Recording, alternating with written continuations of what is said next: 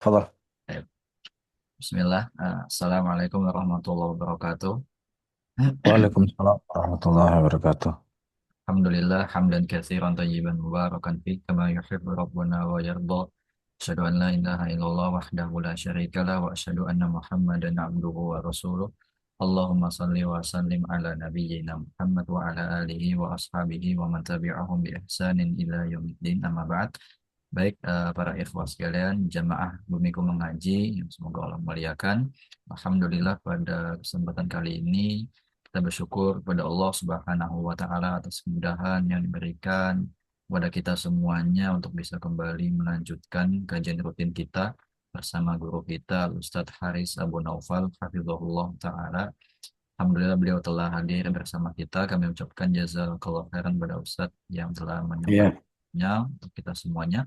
Dan juga kami ucapkan terima kasih kepada para jamaah sekalian yang setia bergabung bersama kita dalam majlis ini. Semoga Allah memberikan kebaikan, keberkahannya, limpahan rahmatnya kepada kita semuanya dan juga tambahan ilmu yang bermanfaat. Amin ya rabbal alamin. Kemudian informasi mengenai kajian kita seperti biasa akan kami buka sesi tanya jawab nanti di akhir kajian bagi para jamaah yang ingin bertanya kepada Ustadz bisa secara langsung melalui raise hand atau bisa mengetikkan pertanyaannya dan dikirimkan ke kolom chat untuk nanti kami bacakan kepada Ustadz.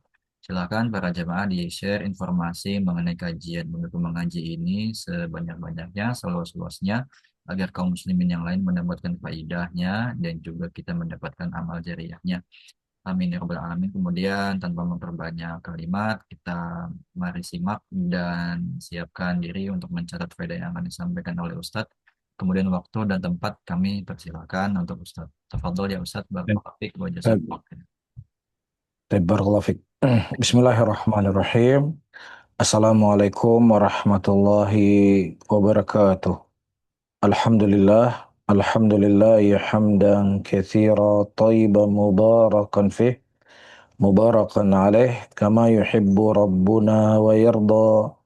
Wa usalli wa usallim ala nabiyina al-karim Muhammadin wa ala alihi wa ashabihi wa man tabi'ahum bi ihsanin ila yaumiddin. Saudara-saudaraku, kaum muslimin dan kaum muslimat rahimani wa rahimakumullah, insyaallah di malam hari ini kita lanjutkan kembali pembahasan kita terkait salat sunnah Nabi Shallallahu Alaihi Wasallam. Pada pertemuan yang lalu kita sudah membahas tentang salat malam, ya, dan berapa rakaat salat malam dan apa keutamaan yang akan didapatkan oleh orang-orang yang mereka menjaga salat malamnya. Dan insya Allah di malam hari ini kita akan membahas terkait salat duha. Taib, disebutkan di sini oleh Syekh Hafizahullah Ta'ala, salat duha qad warada fi fadliha wal wasiyah biha ahaditha. Ya, telah datang hadis-hadis dari Nabi Shallallahu Alaihi Wasallam tentang keutamaan salat duha dan wasiat Nabi Shallallahu Alaihi Wasallam untuk kita mengerjakan salat duha. Di antaranya, ya, datang hadis dari Abu Dzar Al-Ghifari radhiyallahu taala anhu, di mana Rasulullah Shallallahu Alaihi Wasallam menyebutkan di dalam hadisnya, ya, kulu ala kulli salami min ahadikum sadaqah fa kullu tasbihatin sadaqah wa kullu tahmidatin sadaqah wa kullu tahlilatin sadaqah wa kullu takbiratin sadaqah wa amri bil ma'ruf sadaqah wa nahy anil munkar sadaqah wa yuji min dzalik raka'atan yarka'uhuma fid duha. Rasulullah Shallallahu alaihi wasallam menyebutkan di dalam hadisnya, ya, di mana beliau berkata, setiap tulang, ya, atau anggota tubuh kita itu ada sedekahnya. Maka setiap tasbih itu sedekah. Ya, Allah Subhanahu wa taala memberikan kepada kita fisik, ya, berupa tangan, berupa kaki, ya, berupa tulang-tulang yang ada pada jasad kita ini, maka ada sedekah yang harus kita keluarkan dari nikmat yang Allah Subhanahu wa taala berikan. Nah, ya, dari setiap tasbih yang kita ucapkan itu sedekah. Ya, setiap tahmid kita memuji Allah Subhanahu wa taala, di dalamnya ada sedekah. Demikian juga setiap tahlil, ucapan kita la ilaha illallah juga ada sedekah. Demikian juga setiap takbir yang kita lafadzkan juga dalamnya ada sedekah.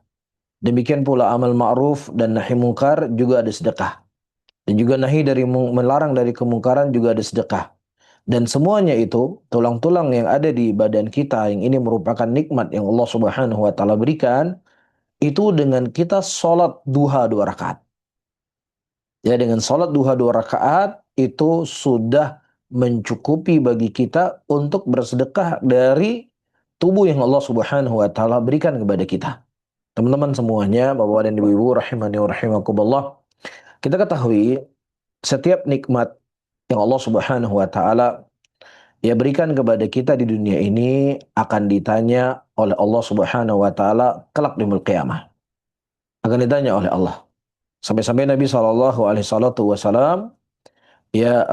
pernah diberikan beberapa butir kurma dan juga beberapa potongan daging, dan kemudian terlihat air mata di pipi Nabi SAW. Dan kemudian beliau berkata, ketahuilah setiap nikmat yang Allah Subhanahu wa taala berikan kepada kalian hari ini itu semuanya akan dimintai pertanggungjawaban di hadapan Allah.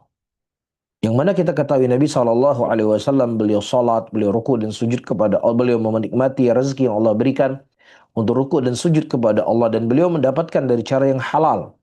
Nah, bersama dengan itu Nabi SAW menangis takut akan bentuk pertanyaan yang akan diajukan oleh Allah Subhanahu wa taala kelak di yaumil qiyamah, dari mana engkau dapatkan harta tersebut dan kemana engkau keluarkan harta. Harta tidak akan kita bawa mati.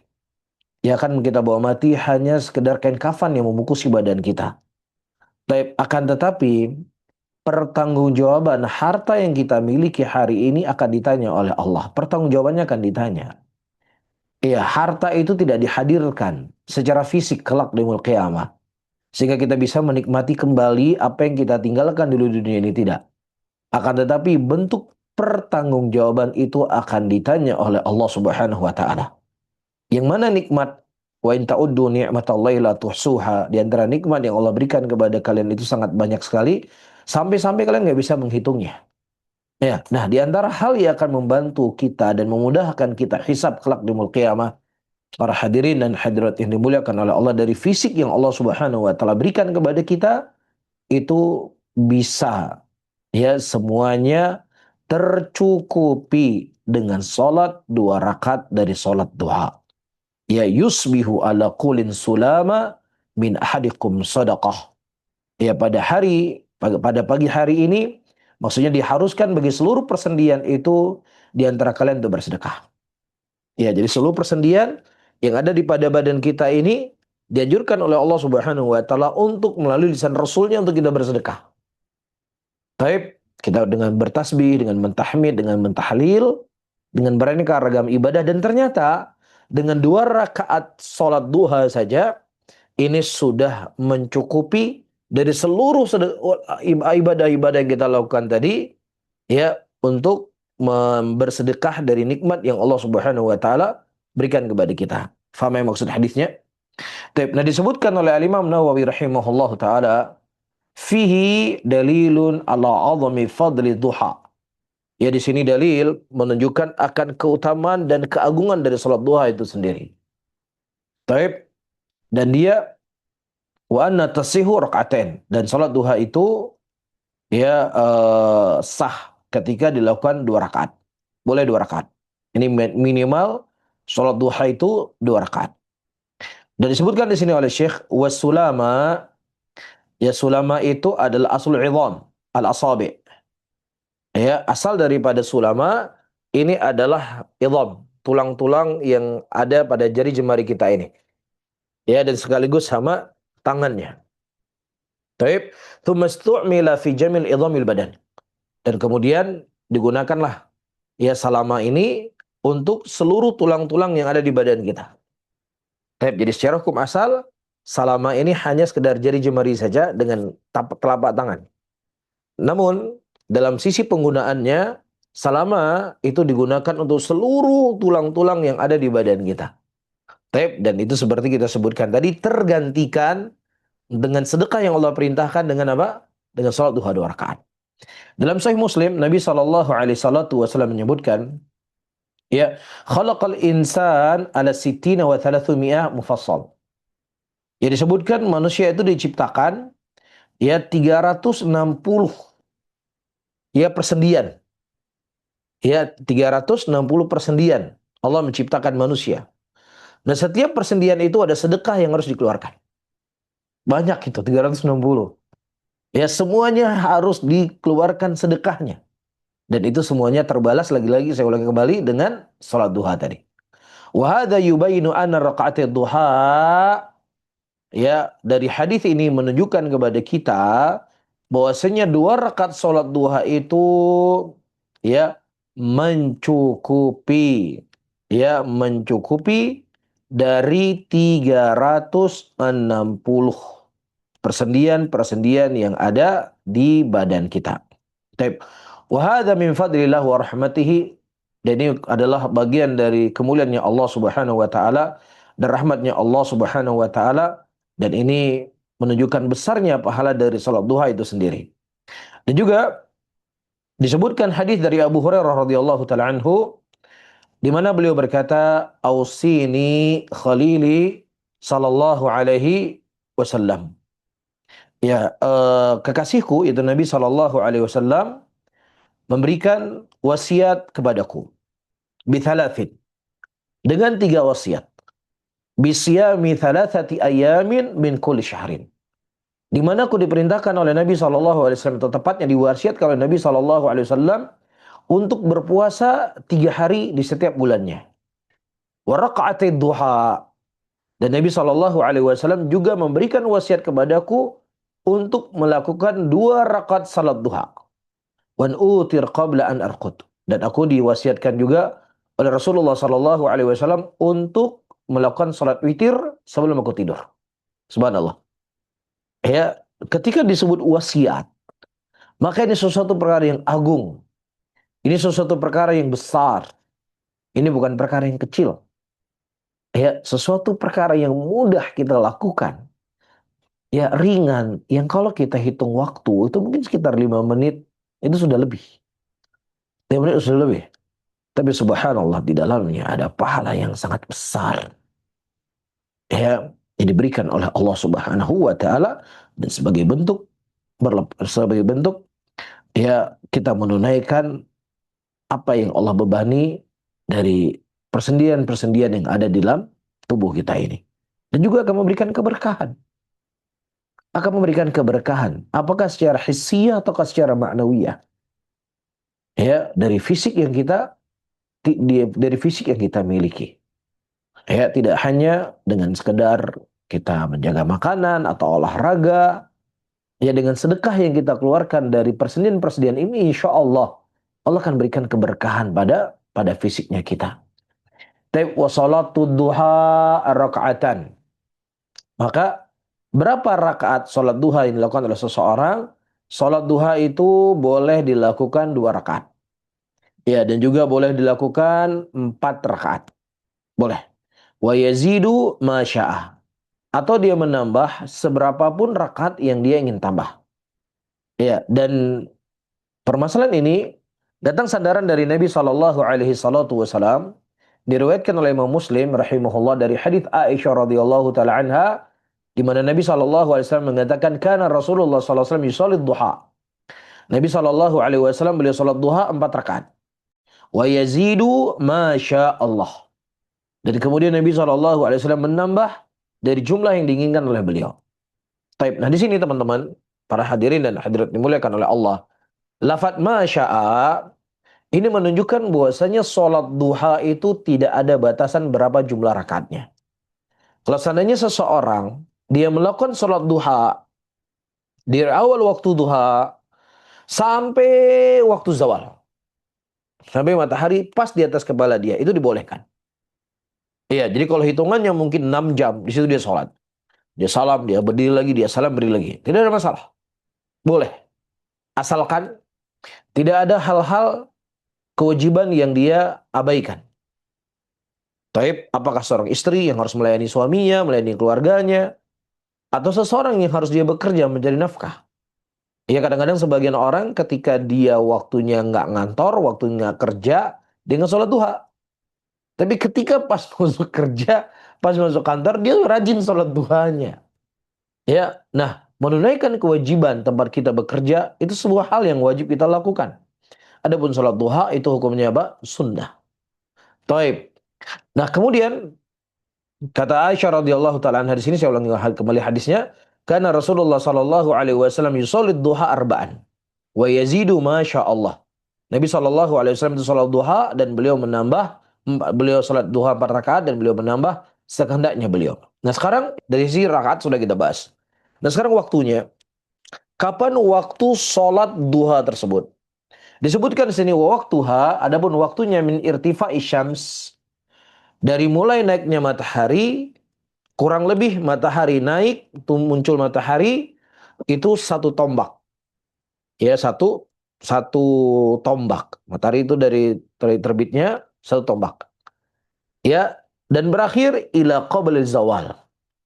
Sebelum masuknya zawal. Bimana anu ba'da waktu syuruk bi asyra daqaik takriban. Jadi waktu syuruk, mulai waktu syuruk, ya kadang-kadang di sebagian jam bisa di setel atau di HP di setel, masuknya waktu syuruk. Nah, waktu syuruk ini belum masuk waktu duha, tapi waktu mulai terbitnya matahari, waktu syuruk. Nah, kemudian sholat duha itu kurang lebih 10 menit setelah waktu syuruk, setelah terbitnya matahari. Taib, biasyari daqaiq. Ya, kurang lebih 10 menit takriban. Hatta qabla al-adhan dhuhri. Ya, sampai sebelum dikumandangkan adzan zuhur bi 20 daqiqah takriban. Ya, jadi 20 menit sebelum dikumandangkan adzan zuhur itu waktu zawal yang kita sudah tidak boleh lagi sholat duha di situ. Hakadha fi waqtina ala sa'ah wan nazar fi taqwim. Dan ini adalah waktunya kita di jamnya kita di sini. Yaitu jamnya kita di sini jam Syekh Hafizahullah Ta'ala di Arab Saudi. Taib, jadi bisa atur sendiri. Dataran di sebagian negeri kan beda-beda. Apalagi di Eropa.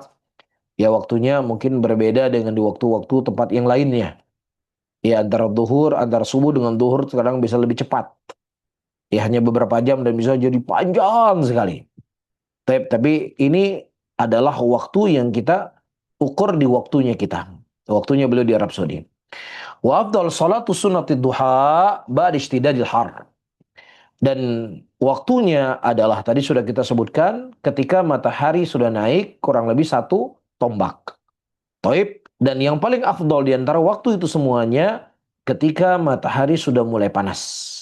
Ya disebut oleh Syekh bin Baz rahimahullahu taala, afdalus salatiha wal afdalu salatuha ba'da ishtidadil har. Yang paling afdal salat duha tersebut yaitu setelah panasnya matahari. Dan ini merupakan salatnya al-awabin, salatnya orang-orang yang mereka ingin kembali dan bertaubat kepada Allah Subhanahu wa taala, di mana Rasulullah mengatakan salatul awabin, salat awabin yaitu ketika tarmadul fisal. Ya, artinya ketika al-fisal di sini artinya adalah anak-anak unta. Tarmad artinya adalah tashtaddu alaih ramda. Jadi mana pasir-pasir itu sudah mulai memanas. Ya, dan anak-anak unta ya di kondisi seperti itu mereka sudah mulai kepanasan. Nah, inilah waktu yang paling afdol untuk kita sholat duha. Jelas ya? Kita sudah sebutkan keutamaan sholat duha. Kita sudah sebutkan waktunya. Dan kita sudah sebutkan jumlah rakaatnya. Dan juga sudah kita sebutkan waktu yang paling afdol seseorang melakukan sholat duha. Kemudian selanjutnya minawafil sholah, dari salat-salat sunnah yang dianjurkan juga oleh Nabi sallallahu alaihi wasallam, sebagaimana hadis yang datang dari Ummu Habibah radhiyallahu taala anha, di mana Nabi sallallahu alaihi wasallam mengatakan man hafidha ala arba'in qabla dhuhri wa arba'a ba'daha haramallahu 'alan nar. Siapa yang menjaga 4 rakaat sebelum duhur, ya, dan 4 rakaat setelah duhur, 4 rakaat sebelum duhur dan 4 rakaat sebelum duhur, haramahullahu 'alan nar. Allah Subhanahu wa taala akan mengharamkan baginya neraka. Subhanallah. Ya, salat 4 rakaat sebelum duhur, 4 rakaat setelah duhur. Allah akan haramkan bagi seseorang api nerakanya Allah Subhanahu wa taala. Dan berapa besar perlunya kita teman-teman semuanya dijauhkan oleh Allah dari api neraka. Ya, dijauhkan dari dahsyatnya azab. Kita semua butuh dengan hal yang seperti ini. Ya, karena dunia ini terkadang membuat kita tertipu. Dunia ini terkadang membuat kita lalai. Dunia ini terkadang membuat kita terkesima. Ya, sehingga dengan kelalaian dari dunia yang kita miliki ini teman-teman semuanya, kadang-kadang kita nggak memikirkan mana yang halal, mana yang haram. Terkadang kita lebih memikirkan tentang validasi dari manusia. Ya, akhirnya ibadah kita sudah sedikit dicampur dengan ria, dicampur dengan butuh validasi dari manusia. Maka Allah Subhanahu wa taala dengan kasih sayangnya melalui lisan Rasulnya memberikan kepada kita sebuah solusi, yang solusi itu bukan hal yang berat yang Allah Subhanahu wa taala ya syariatkan kepada kita, sesuatu yang ringan, sesuatu yang mudah. Kita butuh iman saja. Kita butuh hati yang bersih sehingga kita bisa istiqomah untuk melakukan amalan ini. 4 rakaat sebelum zuhur, 4 rakaat setelah zuhur itu akan diharamkan oleh Allah Subhanahu wa taala dari api neraka. Kata Syarih hafizahullah taala, wa fi hadza fadlun azimun. Ya, di sini menunjukkan kemuliaan yang sangat besar liman hafidha 'alaiha. Ya, siapa yang mereka menjaga 4 rakaat sebelum zuhur, 4 rakaat setelah zuhur, ya dan dia akan mendapatkan pahala yang sangat besar. Wa yadkhul fi dzalik aidan ratiba adh-dhuhr, dan masuk juga dalam perkara ini adalah salat ratibah, salat rawatib zuhur. Fa subhanaka rabbana ma akramaka wallahu alam. Ya, dan maha suci Allah Subhanahu wa taala, ya begitu mulianya Engkau ya Allah. Ya, dengan amalan yang sedikit, amalan yang mudah, ya bersama dengan itu Allah Subhanahu wa taala memberikan kepada kita kemuliaan yang sangat besar. Telah datang hadis dari Nabi sallallahu alaihi wasallam, dari hadis Abdullah bin Umar radhiyallahu taala anhu, di mana Rasulullah sallallahu alaihi wasallam mengatakan, rahimallahu imra'an shalla arba'an qabla al-asr. Ya, Allah Subhanahu wa taala merahmati seorang hamba yang apabila dia salat 4 rakaat sebelum asar. Tadi sebelum zuhur, ini sebelum asar. Hadisnya diriwayatkan oleh Imam Ahmad dan juga Abu Daud dan juga Tirmidzi rahimahullah, dan dihasankan oleh beliau rahimahullah, dan juga disebut oleh Ibnu Khuzaimah dan disahihkan oleh Al-Imam Ibnu Khuzaimah rahimahullahu taala. Dan sebagian para ulama hadis ia menyebutkan hadis rahimallah imra'an shalla arban qabla al-asr. Ini hadis yang mu'al. Dalam ilmu hadis, mu'al itu adalah hadis yang berpenyakit. Mereka mengatakan bahwasanya hadis ini bertentangan dengan apa yang datang di dalam Sahihain. Ya, di mana disebutkan hafidtu minan Nabi sallallahu alaihi wasallam 10 rakaat. Ya, aku menghafal dari Nabi sallallahu alaihi wasallam 10 rakaat. Nah, sementara kalau disebutkan dalam 4 rakaat tadi, maka sudah melebihi dari apa yang dikhabarkan oleh Nabi sallallahu alaihi wasallam dari hadis Abdullah bin Umar radhiyallahu taala anhu. Namun, Imam Ibnu Qayyim rahimahullahu taala mengatakan wa hadza laisa bi'illa aslan. Ya, hadis ini sebenarnya tidaklah berpenyakit sama sekali. Kenapa? Karena fa inna Ibnu Umar innama akhbara bima hafidhahu min fi'lin Nabi sallallahu alaihi wasallam. Hanya saja di sini Abdullah bin Umar radhiyallahu taala anhu, beliau mengkhabarkan apa yang beliau hafal dari perbuatan Nabi sallallahu alaihi wasallam. Ya, walam yukhbir an ghairi dzalik, dan beliau tidak mengkhabarkan selain daripada itu. Ya, nah sementara di sana ada ya sahabat-sahabat yang lainnya yang mereka meriwayatkan mendengar dari Nabi sallallahu alaihi wasallam dan melihat Nabi sallallahu alaihi wasallam melakukan dengan jumlah rakaat yang demikian. Ya, dan kita ketahui bahwasanya Nabi sallallahu alaihi wasallam dalam salat sunnahnya terkadang beliau melakukan sekian, terkadang beliau melakukan sekian, terkadang beliau melakukan sekian. Dan para sahabat Nabi sallallahu alaihi wasallam mereka mengkhabarkan apa yang mereka lihat dari Nabi Muhammad sallallahu alaihi wasallam. Sahabat yang lain juga mereka melihat apa yang dikhabarkan oleh Nabi, apa yang dilihat dari Nabi Muhammad sallallahu alaihi wasallam.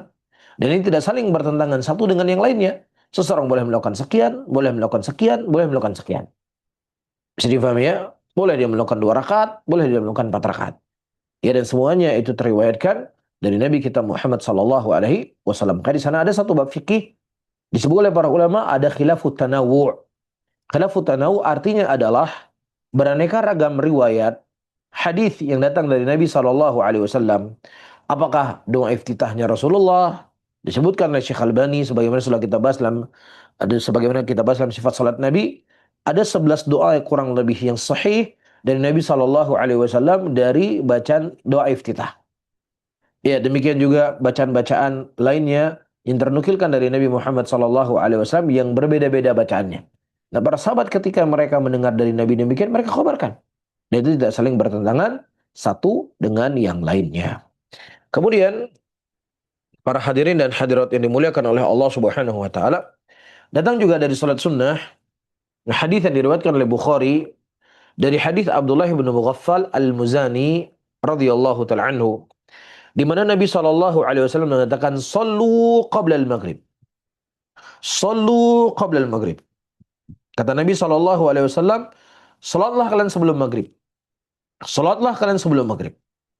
Thumma qala fi thalithah, kemudian beliau berkata, liman sya'a.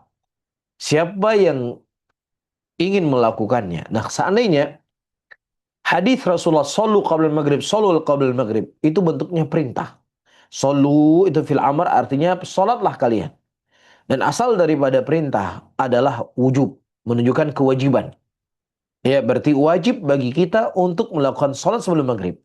Tetapi subhanallah, setelah Nabi mengatakan ketiga kalinya sallu qabla al-maghrib, sallu qabla al-maghrib, sallu qabla al-maghrib, liman sya'ah. Siapa yang ingin melakukannya. Jadi hadis ini hukumnya dari asal hukumnya menjadi wajib seharusnya, kemudian dipalingkan oleh Nabi Shallallahu Alaihi Wasallam dari mana wajib kepada mana hukumnya adalah anjuran. Taib. Kemudian disebutkan di sini qarahiyatan ayat takhidah nas sunnah. Ya, dan Nabi Shallallahu Alaihi Wasallam mengatakan liman syaa, ya Nabi benci nanti manusia akan menjadikan ini adalah amalan sunnah yang terus menerus. Ya, kemudian disebutkan di sini oleh At-Tabari rahimahullah, tidak diwaritkan, kata beliau, tidak warid Nabi Shallallahu Alaihi Wasallam menafikan sunnahnya solat tersebut. Lianu la yumkin ayyamar bima la yustahab. Karena kata beliau, tidak mungkin Nabi Shallallahu Alaihi Wasallam memerintahkan sesuatu yang itu tidak dianjurkan. Bal hadzal hadits min aqwal adillah. Bahkan hadis ini kata beliau, ya, dalil menunjukkan yang paling kuat sunnahnya salat sebelum maghrib. Dan mana beliau adalah sunnah ay syariah wa tariqatul lazimah. Ya, sunnah di sini artinya adalah syariatnya Nabi dan jalannya Nabi sallallahu alaihi wasallam. Karena murad nuzul, ya, yang diinginkan oleh Nabi sallallahu alaihi wasallam di sini teman-teman, ya, nuzul martabatiha. Ya, turunnya dari kedudukannya dari wajib menuju kepada sunnah. Baik, saya ulang kembali. Jadi ada sebagian para ulama mereka mengatakan bahwasannya Nabi sallallahu alaihi wasallam melarang untuk sholat sunnah. Nabi melarang sholat sunnah. Maksud saya, Nabi SAW memerintahkan untuk sholat sebelum maghrib.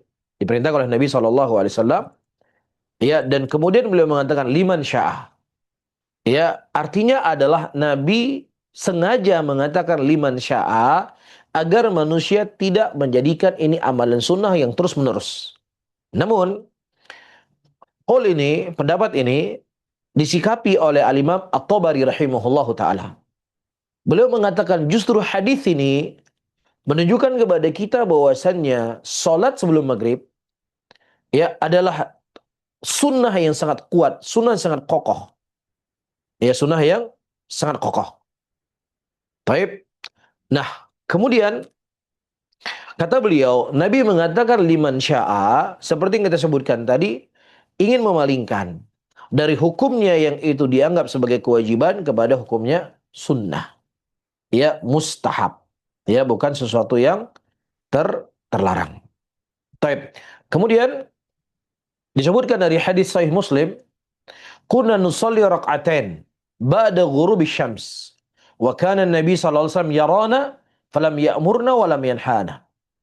Kata Anas bin Malik radhiyallahu taala anhu, dulu kami salat 2 rakaat sebelum tenggelamnya matahari.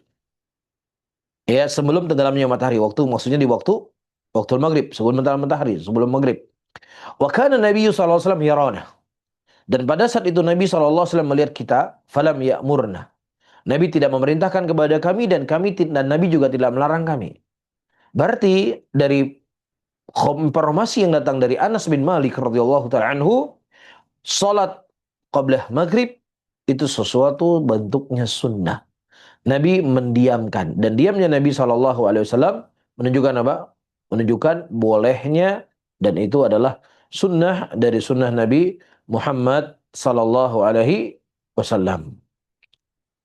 Kemudian para hadirin dan hadirat yang dimuliakan oleh Allah Subhanahu wa taala, selanjutnya disebutkan di sini dari salat sunnah yang warid dari Nabi SAW, mathabata fi sahihain.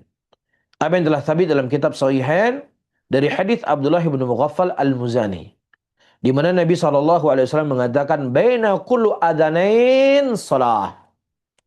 Di antara dua adzan, ya di antara dua adzan di situ ada salat. Di antara dua adzan di situ ada salat. Qala thalathan. Nabi SAW mengatakan di sini ya thalathan. Baina kullu adanain salah, kata Nabi. Di antara adzan dan iqamah ada salat. Qala ats-tsalitsah liman syaa'a. Dan Nabi SAW mengatakan liman syaa'a, siapa yang menghendaki. Wal murad bil adzanain, yang diinginkan dengan dua adzan di sinilah adzan wal iqamah. Diinginkan di sinilah adzan dan iqamah. Jadi adzanain, adzan dan iqamah. Jadi jangan bingung, kadang-kadang kalau kita ingin artikan secara bahasa Arab, ya ingin bahasa Arab, adzanain di antara dua adzan. Ada sholat, berarti kita fahami sendiri, antara dua adzan berarti antara zuhur dengan sholat asar, asar dengan maghrib, maghrib dengan isya, isya dengan subuh. Berarti ada sholat di situ. Iya, maka kita sudah salah faham dari hadis Nabi SAW. Tapi maksud dari ucapan Nabi SAW, baina kullu adzanain, di antara dua waktu adzan di situ ada salat, maksudnya adalah adzan dan iqamah. Taib, adzan dan iqamah. Kemudian selanjutnya, ya disebutkan di sini juga di antara salat sunnah adalah tahiyatul masjid. Salat tahiyatul masjid. An Abi Qatadah radhiyallahu taala anhu, qala Rasulullah sallallahu alaihi wasallam, Abu Qatadah berkata, Nabi mengatakan, idza dakhala ahadukumul masjida fala yajlis hatta yusalli rak'atain. Apabila salah seorang di antara kalian masuk ke dalam masjid, maka janganlah kalian janganlah kalian duduk sampai kalian salat 2 rakaat. Hadisnya ini diriwayatkan oleh Imam Bukhari dan juga diriwayatkan oleh Imam Muslim. Ya, diriwayatkan oleh Bukhari dan juga diriwayatkan oleh Imam Muslim. Nah, perhatikan teman-teman semuanya. Misalnya ada seseorang, dia masuk ke masjid, kemudian muadzin sudah mengumandangkan iqamah. Dia sholat duhur misalnya, 4 rakaat. Kemudian selesai sholat duhur, dia sholat rawatib, 2 rakaat ataukah 4 rakaat. Seperti hadis yang kita sebutkan tadi. Nah, apakah perlu bagi dia untuk sholat tahiyatul masjid 2 rakaat yang belum dia sholat tadi, karena dia masuk ke masjid, posisinya sudah iqamah duhur. Maka di sini tidak diperlukan. Kenapa? Karena Nabi tidak menyebutkan secara khusus sholat tahiyatul masjid. Tetapi Nabi berkata, jangan kamu duduk ketika kamu masuk ke dalam masjid sampai engkau sholat 2 rakaat. Ya, nah di sini apakah kita sudah selesai sholat sunnah rawatib? Apakah kita sholat subuh? Apakah kita sholat duhur? Apakah kita sholat asar? Maka sudah mencukupi hadis yang disebutkan oleh Nabi SAW di sini. Bisa difahami ya? Taib. Nah, kemudian tidak ada masalah kita baca sih pendapatnya Imam Nawawi rahimahullah. Kata Imam Nawawi rahimahullah, fi istihbabu tahiyatul masjid. Di sini disunahkan untuk ya salat tahiyatul masjid. Ya, adapun lafaz tahiyatul masjid dari Nabi SAW tidak disebutkan. Nabi hanya berkata, apabila salah seorang dari kalian salat, masuk dalam masjid, jangan kalian duduk sampai kalian salat 2 rakaat. Taib, dan ini merupakan sunnah ijma' para ulama muslimin. Taib. Nah, kalau misalnya kita masuk ke masjid dalam posisi belum dikumandangkan adzan, berarti kita kan belum sholat sunnah rawatib. 10 menit sebelum adzan kita sudah di masjid. Maka sholat apa kita lakukan? Nah, tidak ada masalah. Kita lakukan sholat tahiyatul masjid, atau kita niat sholat duha, atau kita niat sholat wudu. maka itu sudah mencukupi salat tahiyatul masjid yang dimaksudkan dalam hadis ini. Taib wa ya sunnatun bil ijma'il muslimin. Dan 2 rakaat dan salat ini adalah ya sepakat seluruh para ulama Islam hukumnya sunnah. Wa fi tasrih bi qarahatil julus bila shalah. Di sini nas yang sangat wadih, yang sangat jelas, dibencinya seseorang duduk sebelum dia sholat 2 rakaat. Dan ini ya juga dan ini merupakan benci yang di sini ke karahatu tanzih. Tidak sampai jatuh kepada haram. Tidak sampai jatuh kepada haram, tapi ini makruh sifatnya. Ya fi istihbab tahiyatul masjid fi ayi waqtin dakhal. Ya disunahkan dia masuk ke dalam disunahkan dia sholat tahiyatul masjid di waktu kapan saja dia masuk dalam masjid. Maksudnya, apakah itu di waktu yang terlarang, pada asar, dia tidak boleh sholat, kemudian dia masuk ke masjid, nggak ada masalah, dia sholat duhur. Dia sholat tahiyatul masjid. Atau qablal maghrib, sebelum tenggelamnya matahari, di mana kita dilarang untuk sholat, tapi untuk sholat tahiyatul masjid tidak ada masalah. Di sana para ulama di antara Syafi'iyah mengatakan, sholat-sholat yang bentuknya adalah dawatil asbab, sebab-sebab, ada sebab-sebab khusus, ya tahiyatul masjid, salat istikharah, ya maka boleh dilakukan di waktu-waktu yang terlarang. Taib. Wa qaraha Abu Hanifah wal Auza'i wal Laits fi waqtin nahi.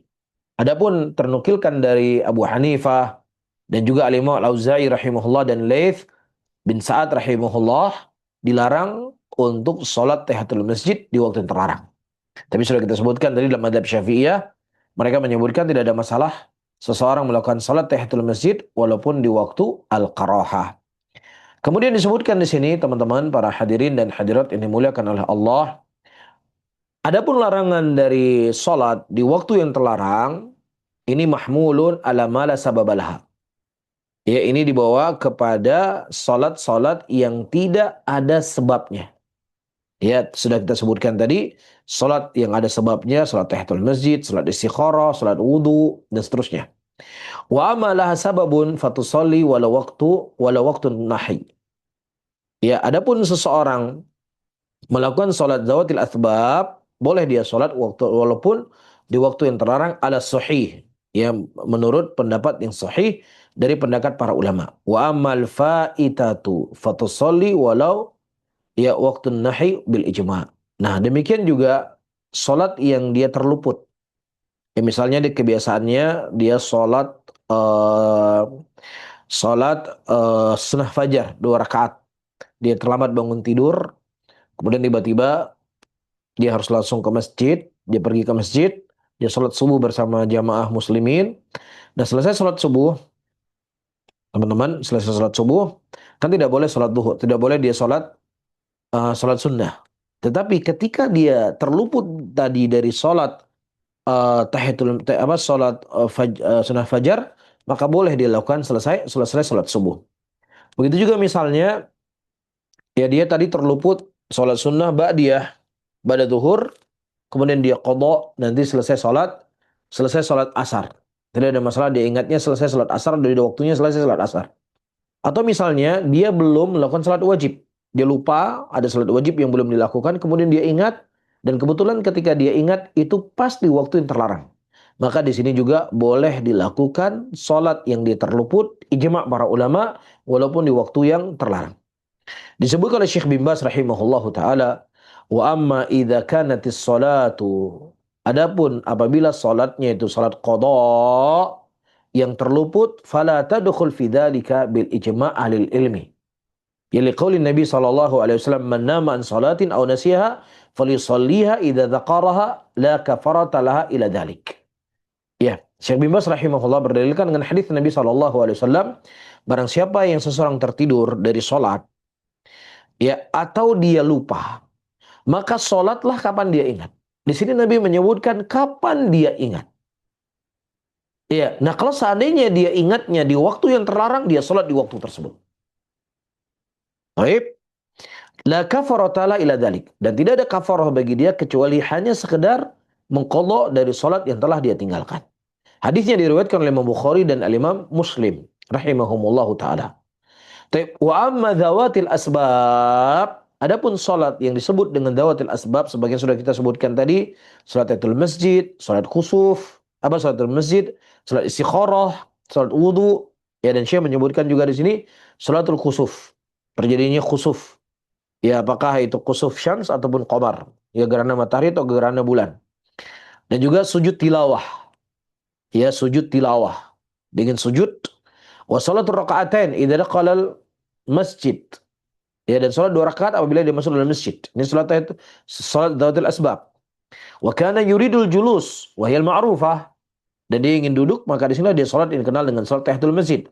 Fatajuz fi waqtin nahyi. Maka boleh dilakukan di waktu yang terlarang. Ya, ala rajih min aqwal ahli ilm. Ini pendapat yang rajih dari pendapatnya para ulama. Lianna ahaditsal waridah fi dzawatil asbab ammatun fi jamil awqat. Ya, karena hadis-hadis yang menyebutkan tentang dzawatil asbab itu cangkupannya ya umum dari setiap waktu-waktu yang terlarang dan selain daripada waktu yang terlarang. Sebagaimana Nabi SAW mengatakan, "Idza dakhala ahadukumul masjida fala yajlis hatta yusalli raka'atain." Apabila salah seorang dari kalian masuk ke dalam masjid, maka jangan kalian duduk sampai kalian sholat 2 rakaat. Ya, dan Nabi tidak memberikan batasan waktu di sini. Nah, ketika Nabi SAW tidak memberikan batasan waktu, maka bentuknya mutlak kapan saja dia masuk dalam masjid. Apakah di waktu yang terlarang ataukah di waktu yang tidak terlarang, maka dia harus sholat. Baik. Hadisnya muttafaqun alaih, wa amma ahaditsu an-nahi anis shalah fi awqatin nahi faya mahmulatun ala ghairi qada'il faitah wa ghairi dhawatil asbab. Adapun hadis yang menyebutkan tentang larangan salat di waktu-waktu yang terlarang, maka itu dibawa kepada yang bukan qada, yang terluput atau bukan dari salat dhawatil asbab. Ya, dan disebutkan oleh Syekh bin Baz rahimahullah dalam fatwanya beliau, wal khulasah anna tahiyatal masjidi ya wa ghairaha min dhawatil asbab. Dan salat tahiyatul masjid dan selain dari salat tahiyatul masjid ini merupakan salat dhawatil asbab, wal faitah tusalli wala waqtun nahyi. Ya, dan salat faitah salat yang terluput, yang dia lupa tadi atau tertidur, maka dia boleh salat walaupun di waktu yang terlarang. Baik, kemudian selanjutnya ya dikenal dengan salat sunnah tawaf. Ya, selesai kita tawaf 2 rakaat, apakah itu tawaf untuk umrohnya kita atau tawaf untuk hajinya kita atau tawaf sunnah? Ya, ataukah tawaf sunnah? Maka disunnahkan untuk kita salat sunnah 2 rakaat, salat sunnah tawaf. Datang hadis dari Jubair bin Mut'im radhiyallahu taala anhu, karena Rasulullah sallallahu alaihi wasallam mengatakan, la tamnau ahadan tawafa bihadzal bait. Ya, jangan pernah engkau melarang seorang pun untuk tawaf di rumah ini, maksudnya di Ka'bah. Ya, wa shalla ayyi sa'atin sya'a. Ya, dan dia ingin salat kapan saja yang dia ingin salat. Apakah di siang hari ataukah di malam hari? Jangan kau larang. Ya, hadisnya diriwayatkan oleh 5 rawi ya dengan sanad yang sahih. Dan sahih oleh Imam Tirmidzi rahimahullah dan juga Ibnu Hibban rahimahullahu taala. Tapi ini sunnah hukumnya. Ya, seseorang selesai dia melakukan tawaf, kemudian dia salat 2 rakaat, niatnya itu salat sunnah tawaf. Tapi, nah kemudian selanjutnya para hadirin dan hadirat ini dimuliakan oleh Allah, dikenal dengan salat sunnah ketika kita pulang berpergian. Ini mungkin di antara sunnah yang jarang diamalkan oleh kaum muslimin. Ya, salat sunnah ketika kita baru tiba dari perjalanan safar. Ya. As-salatu liman qadima min safar lima thabata fi sahihain min hadits Jabir bin Abdullah radhiyallahu taala anhuma. Ya, hadis ini diriwayatkan oleh Jabir bin Abdullah, dikeluarkan oleh Imam Bukhari dan Imam Muslim, di mana Nabi SAW mengatakan, kana li ala Nabi SAW dainun faqadani wa zadani. Ya, wa dakhaltu alaihi al-masjid faqala li shalli rak'atain. Ya, pada saat itu Jabir bin Abdullah radhiyallahu taala anhu mengatakan, Nabi SAW pada waktu itu berutang kepadaku. Dan kemudian Nabi SAW membayar hutangnya dan menambah. Dan ini menunjukkan kepada kita, ya, masuk dalam keumuman hadis Nabi SAW, ketika ada orang berbuat baik kepada kita, maka balaslah kebaikan tersebut. Nah, di antara kebaikan yang harus kita lakukan adalah ketika ada orang yang kita berhutang kepadanya, dan kemudian kita tidak hanya membayar hutang kita, tapi kalau bisa kita menambah. Dan tambahan ini tidaklah dikatakan sebagai riba dengan syarat. Tidak ada perjanjian, apakah perjanjian yang terucap, tertulis, ataukah perjanjian yang itu sifatnya tidak tertulis, namun sudah menjadi kebiasaan di sebuah tempat yang apabila meminjam uang tidak diberikan tambahan, maka ini akan ya membuat orang itu nggak rela, nggak ridho, nggak nyaman dan lain sebagainya. Baik, maka apabila dua syarat ini tidak ada masalah teman-teman semuanya, para hadirin dan hadirat, kita memberikan tambahan atau kita memberikan tambahan uang dari hutang yang kita berikan tadi, sebagaimana perbuatan Nabi Shallallahu Alaihi Wasallam kepada Jabir bin Abdullah radhiyallahu taala anhu. Taib. Kemudian pada waktu itu Jabir bin Abdullah beliau mengatakan, aku masuk dalam masjid. Aku masuk dalam masjid. Kemudian Nabi SAW berkata kepadaku, salli rakatain. Salatlah 2 rakaat. Ya, salatlah dua rakaat. Nah, disebutkan di sini, wadzalika lima qadimal Madinah. Dan itu terjadi ketika Nabi SAW, dan itu terjadi ketika beliau datang ke kota Madinah. Ya, sebagaimana disebutkan dalam riwayat-riwayat yang sangat banyak, wa hadhihi shalah laisa tahiyatul masjid. Dan salat yang dilakukan oleh Jabir bin Abdullah radhiyallahu taala anhu di sini bukan salat tahiyatul masjid. Tetapi memang salat yang itu dimaksudkan adalah salat dalam keadaan safar. Pulang dari safar. Lihat Nabi sallallahu alaihi wasallam qasada al-masjid fa shalla. Ya, Nabi sallallahu alaihi wasallam pada waktu itu beliau maksudkan ke masjid dan beliau salat. Qala Nawawi rahimahullahu taala, Ibnu Nawawi rahimahullahu taala berkata fi istihbab raka'atain lil qadim min safari. Ya, fil masjid awal qudumihi. Tapi di sini disunahkan seseorang sholat 2 rakaat ketika dia pulang dari safarnya di masjid. Di masjid yang memang tempat dia biasanya sholat 5 waktu. Tapi awal kedatangan dia di negerinya tersebut, atau di kampung halamannya, atau di rumahnya. Wa hadhihi salatu maqsudah. Dan salat inilah salat yang memang dimaksudkan atau ditujukan, yang tujuannya memang berangkat pulang dari safar. La ana tahiyatul masjid, dan itu bukan salat tahiyatul masjid. Jadi memang salat yang dimaksudkan yaitu salat safar. Wal haditsu sharihah fima dzakartuhu, dan hadisnya itu sharih, jelas sekali apa yang telah aku sebutkan. Taib Allah taala alam bisawab, mungkin ini yang bisa saya sampaikan teman-teman semuanya. Insyaallah pada pertemuan yang akan datang kita bahas masalah salat wudu, ya, dan juga salat istikharah dan seterusnya. Tidak salat yang disunahkan di dalam Islam, di dalam ajaran kita. Dan apa yang telah kita sebutkan tadi, subhanallah ya, amalan-amalan yang kecil, amalan-amalan yang ringan, amalan-amalan yang mudah, tetapi memberikan efek yang luar biasa ya dalam kehidupan kita. Barakallahu fikum, jazakumullahu khairan. Dan dari waktu yang tersisa, mungkin kita jawab beberapa pertanyaan, tentunya sebatas kemampuan yang saya ketahui, dan saya tidak dibebani oleh Allah apa yang saya tidak ketahui. Barakallahu fikum. Baik Ustaz, wafikum barakallahu wa jazakumullah khair atas ilmu yang disampaikan kepada kita semua. Semoga bermanfaat dan bisa kita amalkan dalam keseharian.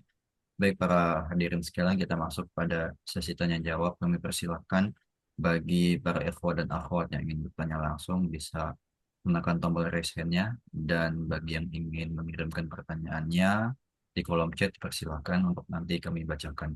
Baik, sudah ada yang angkat tangan di sini.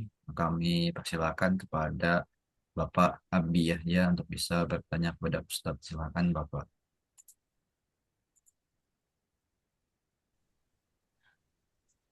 Assalamualaikum warahmatullahi wabarakatuh. Waalaikumsalam warahmatullahi wabarakatuh. Ustaz, saya punya 3 pertanyaan, Ustaz.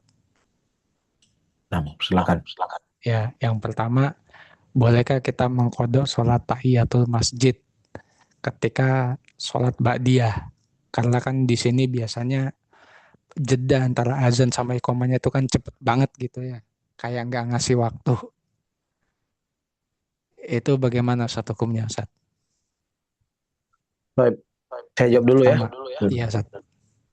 Baik, jadi hadis yang kita baca tadi di mana Rasulullah Shallallahu Alaihi Wasallam mengatakan, "Idza dakhala ahadukumul masjida fala yajlis hatta yusalli rakaatain." Apabila kalian masuk dalam masjid, jangan kalian duduk sampai kalian sholat 2 rakaat. Nah, ketika kita masuk dalam masjid, baik, kemudian waktu sholat duhur tadi sudah masuk, baik, atau kita sudah melakukan sholat sunnah rawatib 2 rakaat, ya, qabliyah duhur misalnya atau qabliyah asar, maka itu sudah mencukupi tahiyatul masjid. Kita tidak perlu lagi sholat tahiyatul masjid yang lain. Baik, karena Nabi SAW mengatakan, apabila kalian masuk dalam masjid, jangan kalian duduk sampai kalian sholat 2 rakaat. Nah, kita sudah sholat belum tadi? Kita sudah sholat qabliyah, kita sudah sholat wajib, kita juga sudah sholat ba'diyah, maka sudah mencukupi dari tahiyatul masjid. Makanya saya katakan tadi, tidak ada kekhususan khusus yang harus kita lakukan sholatul masjid. Tidak ada kekhususan khusus. Ya, sudah mencukupi dari sholat kita lakukan. Kecuali ketika kita masuk ke dalam masjid, muadzin belum memandangkan adzan, ya sudah. Di sini kita ingin berniat sholat tahiyatul masjid, tidak ada masalah. Atau kita ingin niat sholat duha misalnya. Yang apabila waktu duha itu sudah mencukupi, maka sholat duha yang kita lakukan tadi sudah mencukupi dari sholat tahiyatul masjid tadi. Wallahu a'lam bishawab. Ya, ini pertanyaan kedua Ustaz. Bolehkah kita sholat witir 3 langsung Ustaz? Tidak ada masalah untuk seseorang sholat witir 3 rakaat sekali salam, terriwayatkan dari Nabi SAW. Namun yang paling afdolnya yusallil lail mathna mathna. Nabi SAW itu salat malamnya 2 rakaat dan kemudian beliau akhiri witir itu dengan 1 rakaat. Tapi kalau dia ingin menutup 3 rakaat sekaligus tidak ada masalah. Allahu a'lam bishawab.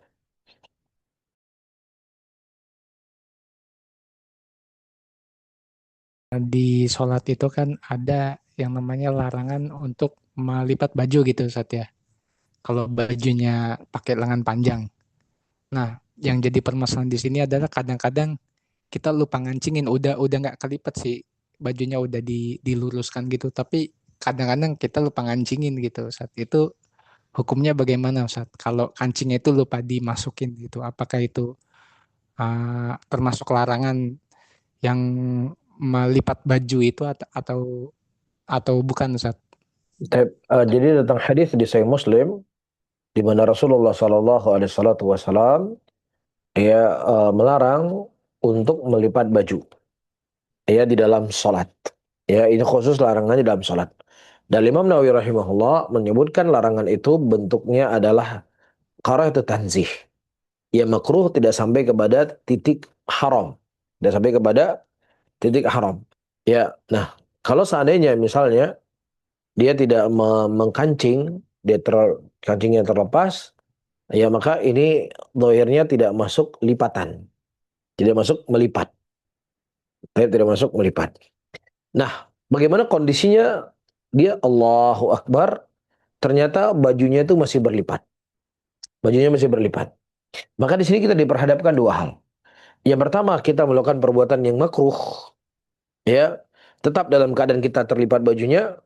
Atau yang kedua, kita akan melakukan gerakan-gerakan yang tidak bermanfaat dalam sholat. Ya, yang mana gerakan-gerakan yang tidak bermanfaat dalam sholat, apalagi dengan gerakan yang sangat besar, yang sangat banyak, maka ini membatalkan sholat. Ya kalau memang seandainya lipatannya itu sekali selesai, mungkin dia bisa perbaiki. Tapi kalau bajunya agak ketat, dia harus perbaiki yang banyak, maka ini dijauhi. Ya kita khawatirkan, ini bisa membatalkan sholatnya. Wallahu a'lam bishawab.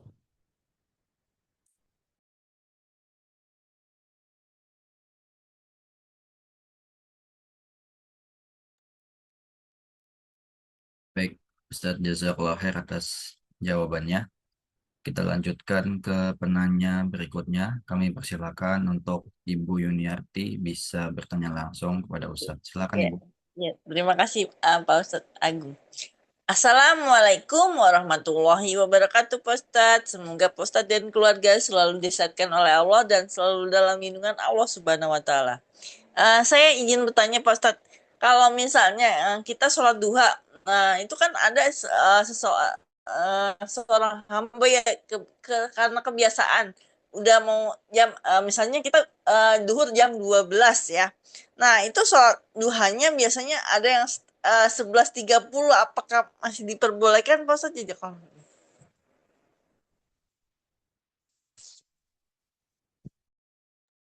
Ustaz, Afwan, mikrofonnya masih off. Dan waktu salat duha itu batas akhirnya adalah sampai waktu zawal. Nah, tadi kita sudah sebutkan antara adzan duhur dengan waktu zawal itu kurang lebih 20 menit. Ya, jadi kalau sudah waktunya jam 11 lewat 20 menit, kita sudah bisa berhenti untuk sholat duha. Tapi kalau masih jam 11.30, masih bisa ada waktu 10 menit lagi kurang lebih untuk dia melakukan sholat duhanya.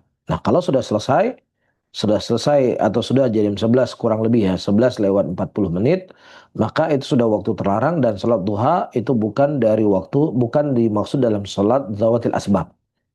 Ya, sholat duha tidak masuk dalam bagian sholat dawatil asbab. Taib. Nah, kalau dia bukan sholat dawatil asbab, maka tidak boleh seseorang melakukan di waktu yang terlarang. Wallahu a'lam.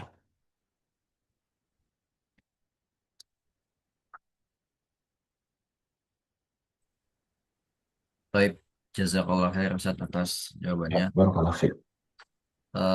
Kami masih berikan kesempatan kepada para jamaah yang ingin bertanya. Masih ada waktu.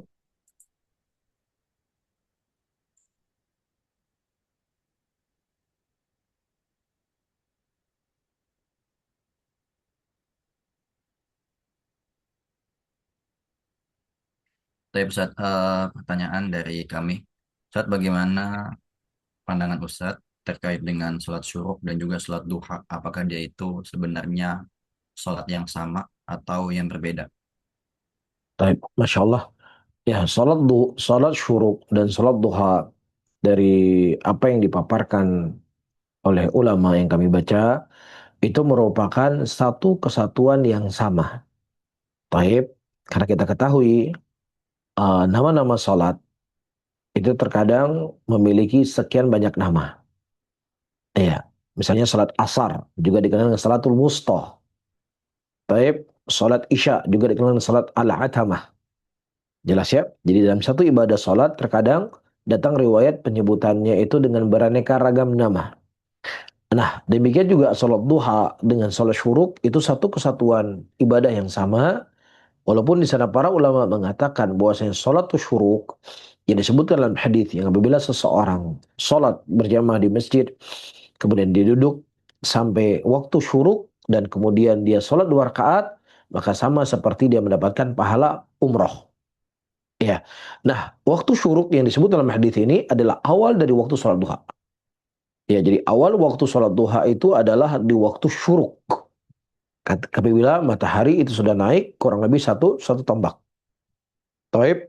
Nah, kemudian ya waktu yang afdol untuk dilakukan adalah seperti yang kita sebutkan tadi salat duha. Jadi salat duha dengan salat syuruk adalah satu kesatuan ibadah yang sama. Namun kenapa disebut dengan syuruk? Disebut dengan syuruk karena apa? Karena itu waktu terbitnya awal matahari. Nah, wallahu a'lam bishawab.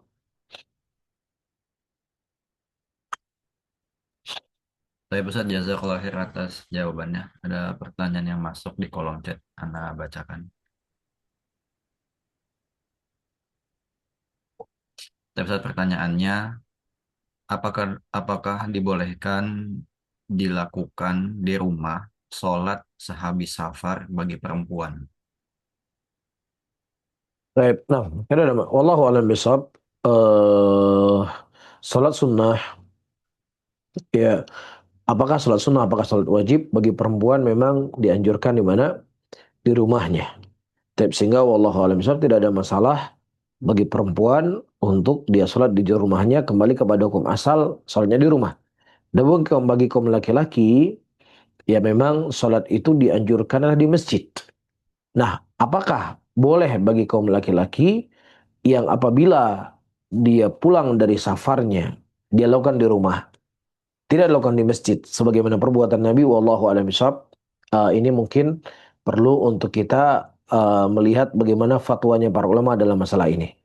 Apakah memang itu dimaksudkanlah masjid yang memang harus dimaksudkan karena memang dia harus sholat di situ, atau boleh disolat-solat di tempat-tempat yang lainnya ketika dia pulang safar di hotel misalnya atau di mana. Wallahu a'lam bishawab, mungkin yang jadi PR yang perlu untuk kita lihat ke depan dari fatwa para ulama tentang masalah ini. Wallahu a'lam bishawab.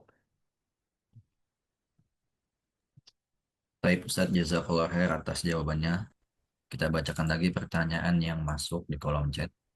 Penanya mengatakan, Assalamualaikum, ahsanallahu izin bertanya Ustadz, jika kita datang ke masjid, sudah ditegakkan sholat jamaah, kemudian kita sholat ba'diyah, apakah bisa sekalian diniatkan tahiyatul masjid? Atau sholat qobliyah itu bisa otomatis dapat pahala tahiyatul masjid, walaupun tidak diniatkan? Dan jika tahiyatul masjid setelah sholat subuh, apakah boleh? Syukron. Baik. Jadi mungkin saya pertegas kembali teman-teman semuanya. Rasulullah SAW menyebutkan dalam hadisnya, "Idza ahadukum, idza dakhala ahadukumul masjid." Apabila salah seorang di antara kalian masuk dalam masjid, jangan kalian duduk sampai kalian sholat 2 rakaat. Sampai kalian sholat 2 rakaat. Nah, ketika kita masuk dalam masjid, ternyata sudah sholat subuh. Berjamaah sudah ditegakkan. Taib. Nah, kebiasaannya kita sholat sunnah fajar 2 rakaat. Nah, pada waktu itu kita tidak sholat sunnah fajar 2 rakaat, sampai ke masjid, sudah dikumandang, sudah ditegakkan iqamah. Kita kan sudah sholat subuh 2 rakaat kan.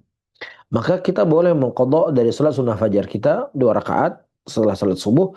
Adapun sholat tahiyatul masjid sudah tidak perlu lagi. Karena sholat tahiyatul masjid sudah mencakup dari sholat subuh yang kita lakukan tadi. Sudah mencakup dari sholat subuh. Nabi mengatakan apa? Jangan kalian duduk sampai kalian sholat 2 rakaat. Kita sudah sholat belum tadi? Sholat subuh. Kita sudah sholat subuh 2 rakaat tadi. Maka itu sudah mencukupi dalamnya sholat tahiyatul masjid. Nah, wallahu a'lam bishawab.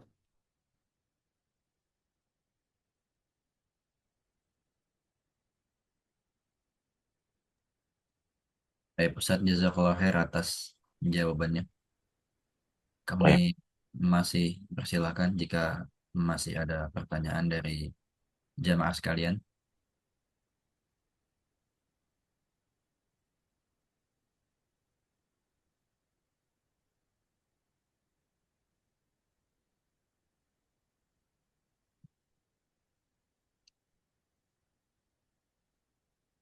Tapi sepertinya sudah tidak ada Ustadz. Baik. Mungkin kita cukupkan sampai sini. Mungkin ada nasihat atau pesan terakhir dari Ustadz sebagai penutup. Kami persilakan jika ada Ustadz. Baik.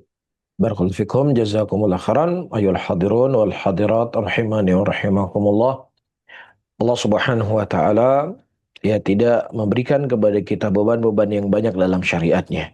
Yuridullahu bikumul yusra wa la yuridu bikumul usra. Allah Subhanahu wa taala menginginkan kepada kemudahan dan Allah tidak ingin menyulitkan kalian. Allah tidak ingin menyulitkan kalian. Ya, maka dari ibadah-ibadah yang Allah Subhanahu wa taala syariatkan melalui lisan Rasulnya, ya, ini semuanya adalah untuk kebaikan kita.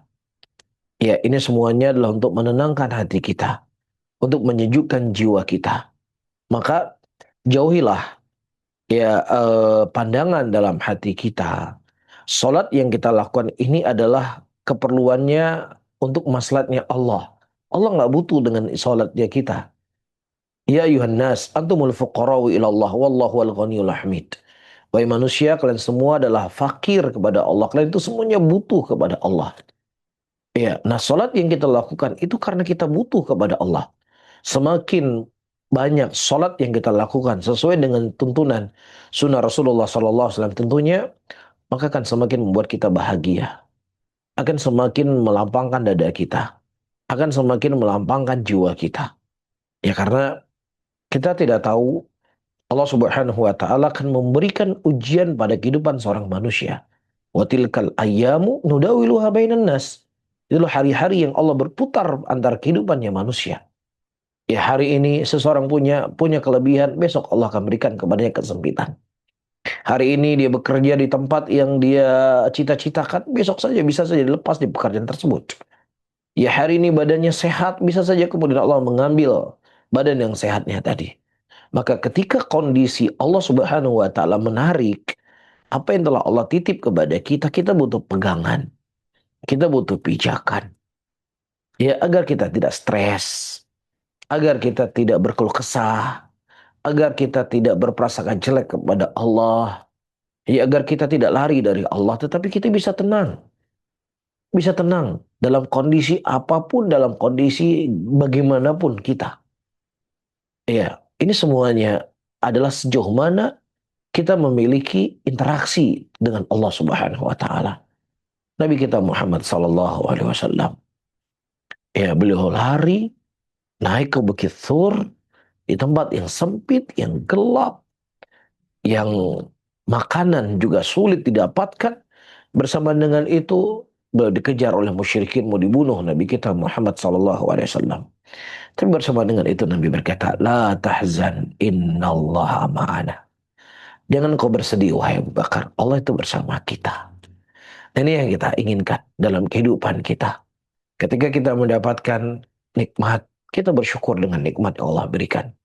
Ketika kita diuji dan dicoba oleh Allah Subhanahu wa taala, maka disinilah kita dipertaruhkan keimanan kita agar kita bisa bersabar. Al-Imam Hasan Al-Basri rahimahullah beliau pernah berkata, manusia itu selalu kondisinya itu masih tidak diketahui keadaannya ketika dia dalam keadaan sejahtera. Tapi ketika kemudian Allah mendatangkan kepadanya ujian dan cobaan, disitulah akan terbongkar hakikatnya manusia. Apabila dia seorang mukmin, dia tetap dengan keimanannya di balik ujian tadi. Ya, ada pun orang munafik akan nampak kenifakannya, akan terbongkar topengnya ketika dia diuji dan dicoba oleh Allah Subhanahu wa taala. Nasallallahu salamata wa alafiyah, dan Allah telah memberikan jalannya kepada kita agar interaksi itu terus-menerus, ya agar koneksi kita dengan Allah terus-menerus, itu semuanya akan menenangkan hati kita. Wallahi itu akan menenangkan hati kita para hadirin dan hadirat yang dimuliakan oleh Allah Subhanahu wa taala. Wallahu a'lam bishawab. Saya tutup. Subhanallah bihamdika asyhadu an la ilaha illa anta astaghfiruka wa atubu ilaik. Assalamualaikum warahmatullahi wabarakatuh. Waalaikumsalam warahmatullahi wabarakatuh. Jazakallah khair. Barakallahu fikum. Baik, alhamdulillah jamaah telah kita simak kajian dari Ustadz. Semoga ilmu yang bermanfaat untuk kita dapatkan dan semoga Allah mudahkan untuk pertemuan berikutnya. Kami mohon maaf atas kekhilafan dan kekurangan selama kajian berlangsung. Dan kami akhiri wa sallallahu ala nabiyyina Muhammadin alhamdulillahirabbil alamin subhanakallahumma wa bihamdika asyhadu an la ilaha illa anta astaghfiruka wa atubu ilaik. Wassalamualaikum warahmatullahi wabarakatuh. Barakallahu fikum. Waalaikumsalam warahmatullahi wabarakatuh.